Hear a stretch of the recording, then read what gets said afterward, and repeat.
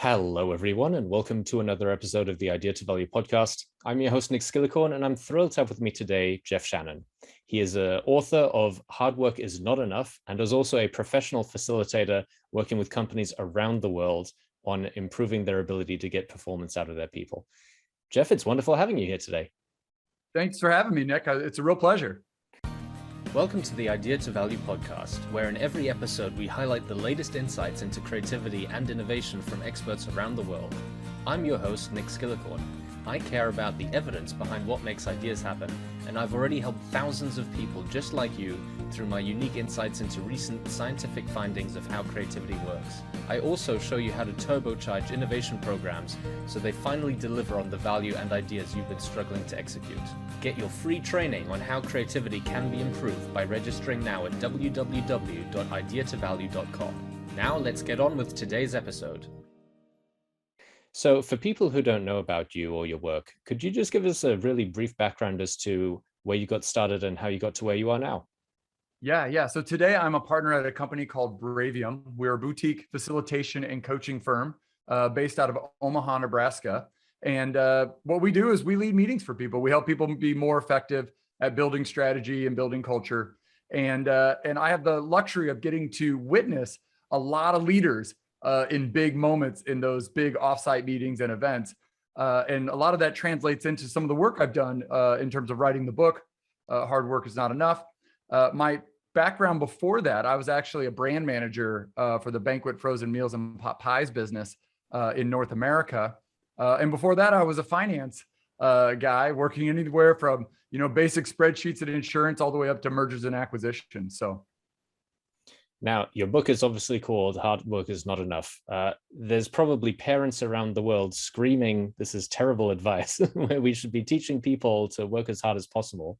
So tell us a little bit about the book. What's the main sort of story you'd like people to take away from it? Yeah. So, it's really funny so the title is Hard Work is Not Enough. That's not to say that hard work isn't essential. It is essential. But I'll kind of use my own example in the story I've shared with lots of people that seems to resonate in that when you're starting out as a young person, it's all about hard work. Your parents tell you it's about hard work. Teachers tell you it's about hard work. Your first managers tell you it's about hard work. And as you start your career, that is a great strategy. But what's going to happen is you're going to reach a point, an inflection point in your career, and you're going to notice that you're not getting as much growth. You're not getting as many opportunities as you'd like. You're going to start to feel frustrated. You're going to start to feel passed over. Things have started to flatten out a little bit. And that is an inflection moment, which means it's time to change your strategy. And the epiphany moment for me actually happened in the pool rather than at work. I was training to be a triathlete, which means you got to swim, bike, and run. But I didn't know how to swim. But I went down to the pool with a strong work ethic, and I would swim from one end to the other. And I would thrash through the water as hard as I could, just like I would if I was on the track. And I'd get to the other end and I would nearly pass out. And the race that I had entered was 500 meters in open water with 200 other people, which was super scary to me, especially if I can't even make it to the end of the pool and back. I come back and this guy, he leans over the rope and says, "Hey, are you training for a triathlon?" Like, yeah, how could you know? Because you're doing it all wrong. What do you mean? He's like, listen, the pool water is 800 times denser than air. The harder you push on it, the harder it's going to push back. You need to change your strategy.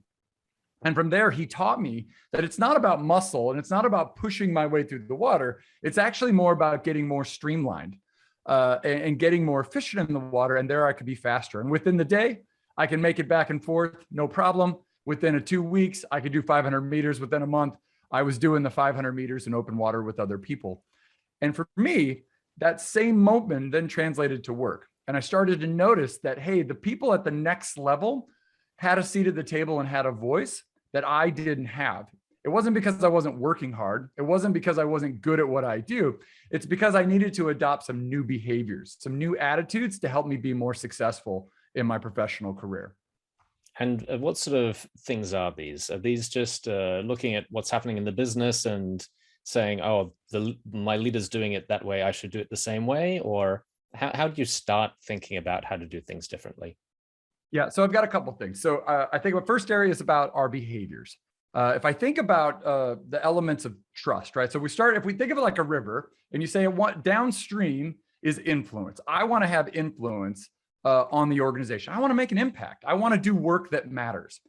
In order to have influence with people, well, then let's work our way upstream. People have to trust me. People have to trust me and trust that I know what I'm doing and what I'm saying and the direction and the guidance, things that I'm trying to do. Well, in order to get trust, a lot of times people think, well, I'm going to make someone trust me. I don't know that I believe you can make someone trust you. That's their choice. They decide whether they trust you or not, right? But what I can do is invite it. How do I invite more trust of me? And the way I do that is work further upstream and go, believability. What are those behaviors and attitudes that make me believable in the workplace? And upstream from that even then is our capabilities, which is that hard work, that work ethic, and those functional expertise. But it's those two things together, functional expertise plus attitudes and behaviors, put those two together, and that starts making you more believable and invite more trust. So how do we actually start developing this believability? I think I really relate to what you're talking about when it comes to people, especially when they're doing innovation work or creative work. What seems to get rewarded in companies is doing the hard work and being Mr. Dependable and sort of showing what you're doing. But how do you prove believability in something that you haven't done before? Yeah. So for me, I start super small. Okay. So I'm going to assume let me say it this way. I tell people the first step is make sure you are an expert at what you do. If you don't have expertise and you're not a hard worker, then like, we should stop talking now. You should work on that. I'm going to make an assumption. The reason we're having this conversation, reason you might be reading the book is because you're at a point where you feel stuck. And it's like, okay, I've done all that. How come that's not working anymore? I can't just do more. I can't work more hours, or I can't get that next certificate. It's time for me to change my strategy. And what I would say is if you've got those other things and you look around, everyone else is the same way. Now I have to differentiate myself. I mean, I start really small. Let's stop doing things that are hurting our believability. And three things that I think hurt a lot of people's believability, it's universal across all functions, is making things more complicated than they need to be, causing chaos, and complaining. Those are three things that are universal that we think, well, those are small things. Those are big things when it comes to believability. Now, as I said, I think a lot of companies struggle with making this accessible to people because the processes that they've put in place are around compliance. They're around making sure the right work gets done, and that rewards hard work. I think a lot of people might see straying away from just doing the hard work as maybe hurting the perception of the hard work. Can you do both? Can you be seen as a hard worker and also someone who's doing things differently and trying to become more believable? I think it's both. I think it's absolutely both. I think you think of people who think about the most influential people in your organization or around you. None of them are not working hard. Everyone works hard. I call that table stakes. That is absolute expertise, right? You have a certain set of expertise that you've developed and cultivated over time. You should keep doing that. That's important. What the point I'm trying to make is that that's not enough. If you just do those things and you don't also have the right behaviors and attitudes, it won't matter. You'll reach a ceiling. That'll be as far as you get. And so though the processes and the systems and the structure of the organization, those are all constraints. But as you know, when it comes to innovation, constraints is where creativity comes from. And in the first place you can look, instead of in like, well, I wish that system was different, or I wish that process suited me better. That's probably not a place to make your investment. Where you should really make your investment is, what are you doing? What can you control? And what are those things that you can manage to navigate that system better? It's not just more hours. It's not just another certificate that proves that you know something. You mentioned this, what can you do individually? You and I had a quick discussion before we got started. And it seems to be what a lot of people underestimate is how you need to look inward before you can think about what other people are going to look at. Why do you think that's so important? And what do you think people get wrong about that? I think so. The term that gets thrown around a lot is personal branding. You got to know what your personal brand is. You need to be out there promoting yourself, letting people know about your successes. And that, when I think about it, I'm trying to be return on investment. That's what I care about. What's the return on investment for my time and energy? And I think you can spend a lot of time trying to change people's perceptions. Like, we're actually managing their perceptions. I tell an example in the book, a story about a manager I had who was always really keyed in on what the perception of their boss was. But what happened was they were always changing. They were flip-flopping. It was really hard and exhausting for me to keep like, who am I dealing with today? Because they would flip-flop on things all the time because they were always trying to manage someone else's impression of them, of the moment. Whatever looked most favorable in the moment, that's wherever the direction they went. For me, when I think about where I'm going to invest my time, it's like on the inner work, working on who I am and how I show up each and every day. Like I said, the making things complicated, making things more chaotic than they need to be, complaining. Those are all three things we could stop doing right now, and our believability quotient would go up. That didn't cost any more hours. It didn't cost any more studying or practice. It's just, hey, I just got better at my human skills right there to be more social with people. And I just improved my believability right there. Do you not need to promote it a little bit though? I can think of a lot of examples from my time in management consulting where people were really working to develop their capabilities. And quite often they were frustrated because those developments they saw in themselves internally, they weren't necessarily being recognized. And they always thought, oh, the people who get this believability, get this recognition are the ones that are playing the politics game, or they're the ones who are better at selling themselves. So how do you manage this internal focus with still letting other people know, hey, I am bringing more value. Yeah. I am doing more than just working hard.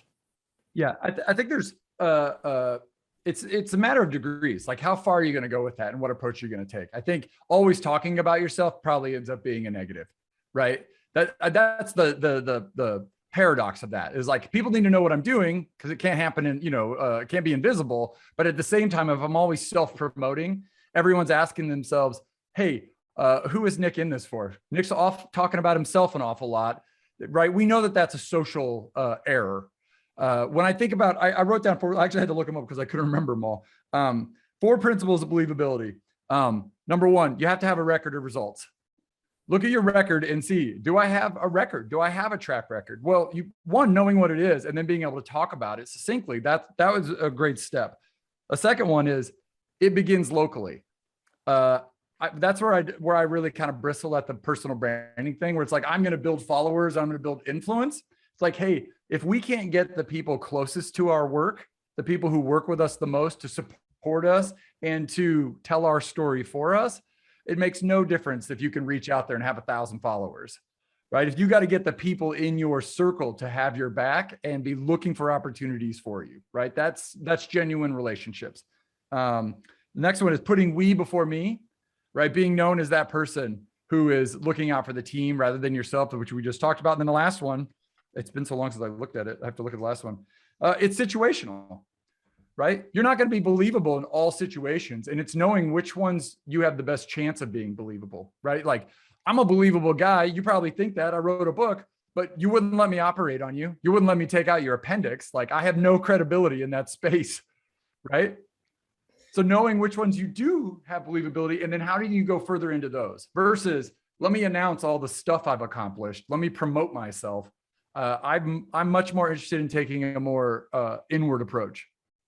So let's say that people definitely agree with you. They want to develop themselves, but they don't know in which direction to go. They basically can't say, okay, these are my options. This is where I want to go beyond the feeling of being stuck that I have now. How can people develop basically the direction or the vision as to where they should go next? Yeah. So I think about one of the first things as a thing you can start doing is trying to be the most adaptable person in the room. That's my number one. I tell this story about a friend of mine. He went on a mission trip to Guatemala. He travels all the way there. It takes him 20 some hours to get to Guatemala. He's going out. He's going to meet with his very first family, and he gets into their home. It's got a tin roof. It's got a dirt floor. He's having a conversation, and his host offers him a sandwich and some Kool-Aid. Very generous what they had to offer. And he sits down, and he just came from America, right? Where he's spoiled and has all of the luxuries. He sits down, and he's humbled by what she's able to offer him. And she walks outside, and he notices that there's ants on his sandwich. And so he starts picking them off. And then he looks at his Kool-Aid, and he notices there's ants swimming in his Kool-Aid. And he thinks to himself for the moment as he starts to pick them off, and he thinks, wait a minute, I'm going to be here for 2 years. That's how long my mission is. I can spend the entire time trying to pick off all of the ants and avoid all of this, or I can just embrace this experience as it comes to me. And so he grabbed his glass of Kool-Aid and drank the whole thing, all in one drink, make sure he got every single ant he drank. And he said it changed his whole life, that one little moment in his life. And that willingness to be adaptable. And so we think about believability, and you want to start moving towards, it's about change and moving at the pace of change of the organization.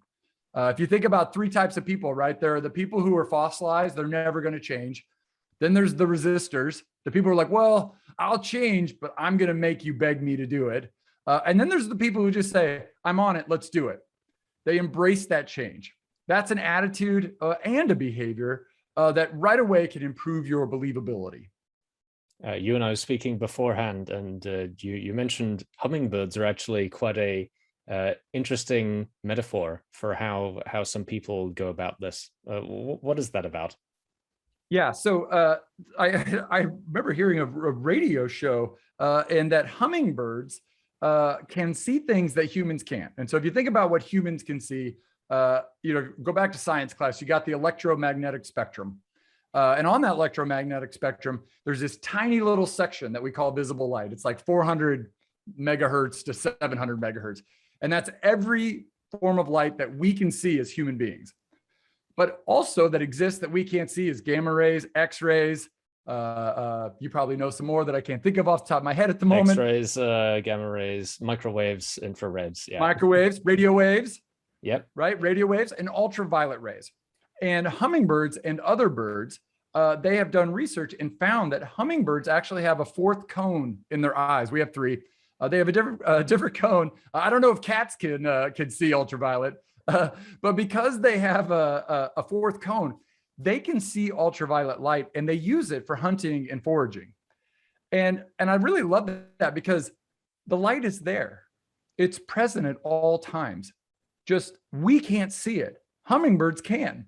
And so I kind of use the metaphor of like, see like a hummingbird. And so when it comes to choices and being strategic, it's about looking at options. How many options can we explore? And so when we are faced with a challenge or a problem, our job as people is to say, hey, what are our options? The first step, what are our options? How many options do we have? And I don't know about you, but a lot of folks, you bring them into innovation or other type of meeting, it's like, what are our options? And people are like, I don't know. I don't have anything. Or we go with whatever the first person said, and we're just shooting it down or punching holes in it. And so I try to have folks think about a simple tool as a line and say, hey, what are all of our options? And mark all of those options on the line. An example of this came up for me as in a coaching conversation. A leader came to me and was like, man, I just came out of a meeting with my boss. I really hate my job. This is not where I want to be. I'm miserable. And I was like, okay, great. What are your options? I don't have any options. Are you sure? Yeah, I got no options. I can't think of anything. I was like, okay, great. Grab your stuff and walk out the door right now. He's like, whoa, whoa, whoa. That's a little extreme, don't you think? I'm like, okay, if you're not comfortable, that's an option though. If that's not one you're comfortable, why don't we work one in from that? Oh, absolutely, well, yeah. I guess I could talk to my boss about the things I'm upset with. Great, that's an option. What else you got?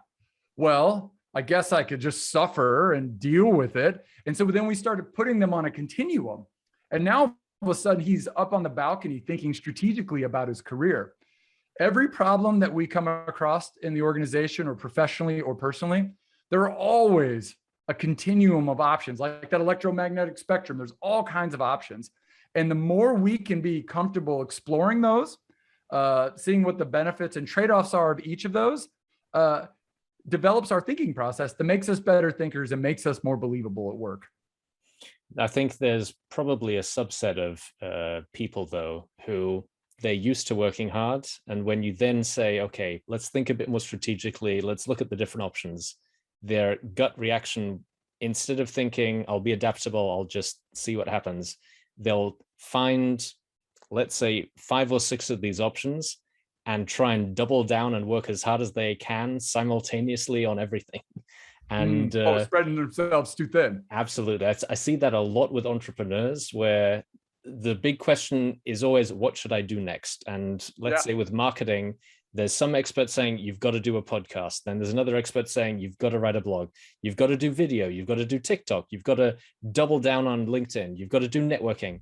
And then they think, well, I have to do everything, and I have to do everything perfectly.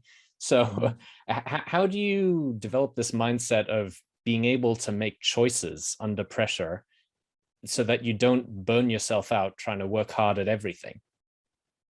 Yeah, so a couple of ideas come to mind to me for that one. I think about, are you familiar with most people have read Seven Habits by Stephen Covey? Yeah. Of course, it's classic, but I think some of the fundamental things that we've learned in that book, people have forgotten about. And one of those is the big rocks, the exercise of put first things first. And for me, it always comes down to, all right, well, what are the priorities? What are my personal priorities and use that as a lens against what those options are, right? So take your entrepreneur example that you just gave. I face all of those exact same questions in my mind, just like you would. But I think about, okay, well, what's my number one priority? Well, being around my family, I got a 11-year-old and a 13-year-old. That's my number one thing. Number two, I'm not about growth. I'm about quality. So that's my second rule. This is just Jeff personally. I'm not interested in having a much bigger business. I'm interested in having a better business because of my first priority, which is to be home for family. So if an opportunity, and the third thing would be, I want to work on interesting things with interesting people, right? I want good stories to tell. So those are my 3 filters as I think through what am I going to spend my time on. For me, someone from across the country invites me to come do something. It's like, well, how long am I going to be gone? That's my first question. 2, am I going to get an experience that's going to make me better? And 3, is it going to be an interesting story? If it's just, boring old stuff and it's far away and I'm going to be gone from home, like, well, then it makes it easy for me to not do that. So I think of that as, we call it toggles, to be able to go through that list of things. It's like, well, family or work first, which one is it? For me, well, I land on the family side today. I didn't used to, but that's where I land today. So all of the decisions that I make run through that filter with a family first lens. There's no right or wrong. You just have to know what's right for you. It's going to be different for everyone, and undoubtedly you'll come up against people where in their mind the answer is obvious. It should be a yes, and you should work hard at it. But I think it comes back to your point about believability. You need to understand what's important for yourself, and that'll come across to other people as well. If you are constantly doing things and muttering under your breath and complaining about having to do them and saying like, I'm working so hard at this thing, but I'm not getting the respect I deserve or whatever, or even worse, you're doing things that go against one of the fundamental filters that you mentioned.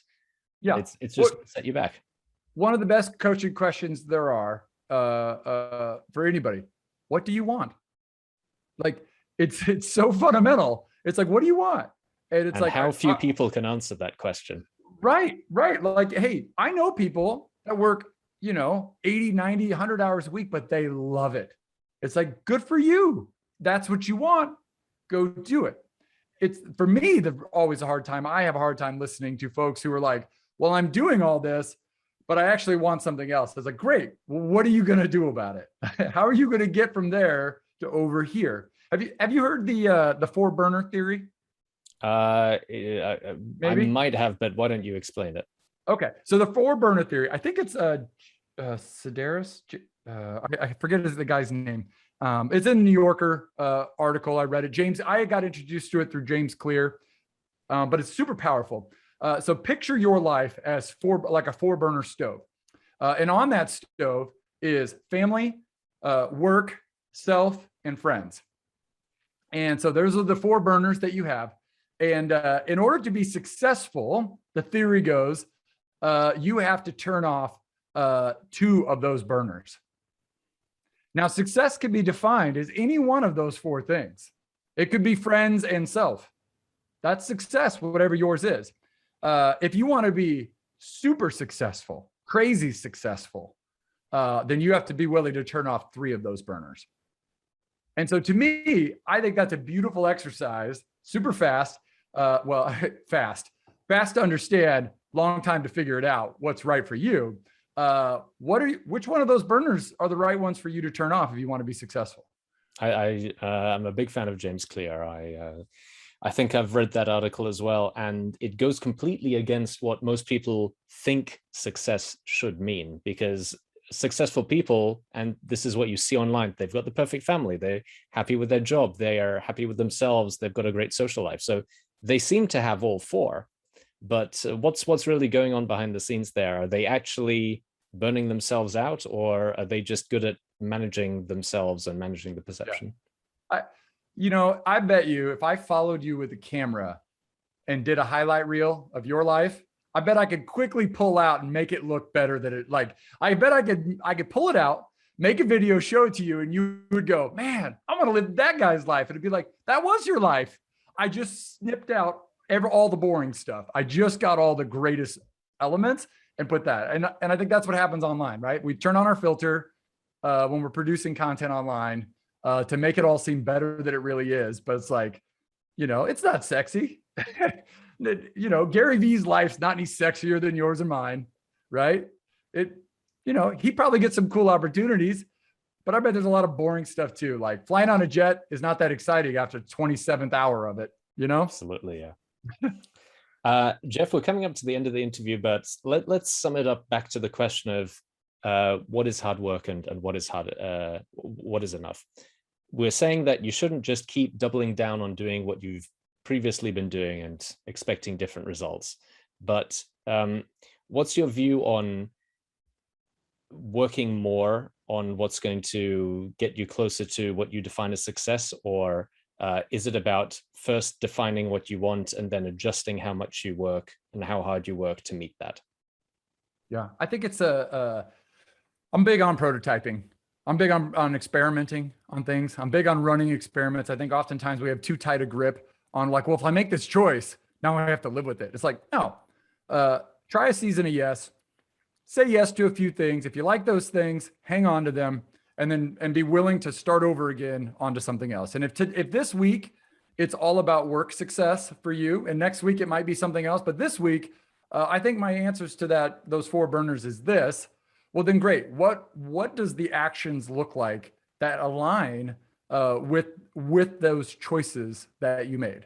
That's important. I think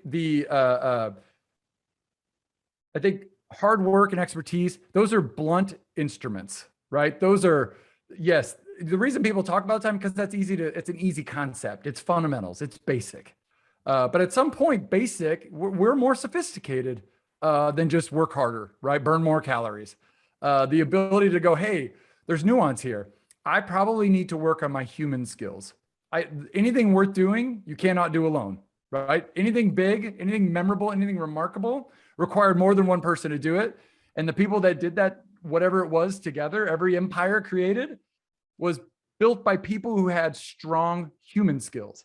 And if you're not getting what you want out of the hard work and expertise buckets, my suggestion is start working on the human skills. Double down on that. Become a master at communication and connection with other people, and you're going to see yourself reaching those goals that you have. Jeff, it's been wonderful speaking with you. If people want to find out more about you and the work that you do, what's the best place they can go to find out more? Yeah, jeffshannon.com, JEFFSHANNON.com. And then the book is on Amazon, everywhere books are sold. Perfect. I'll make sure to get those links down in the description below. Jeff, it's been wonderful speaking with you, and I really look forward to speaking again with you soon. Likewise, Nick. Thanks so much for the opportunity. Thank you so much for listening. If you liked it, please like, share, and subscribe, and leave me a comment about what you thought and what you'd like to see more about. If you want to take your creativity and innovation capabilities to the next level, then invest in yourself with the premium training only available at ideatovalue.com. These exclusive training modules have all been put together by me, Nick Skillicorn, and have been used by thousands of artists, innovation leaders, and CEOs to become better at understanding the source of their creativity and executing on their innovation ambitions. And there is no risk to you, as they're backed by our money-back guarantee. Now, don't forget to go out there and make your ideas a reality. See you again soon.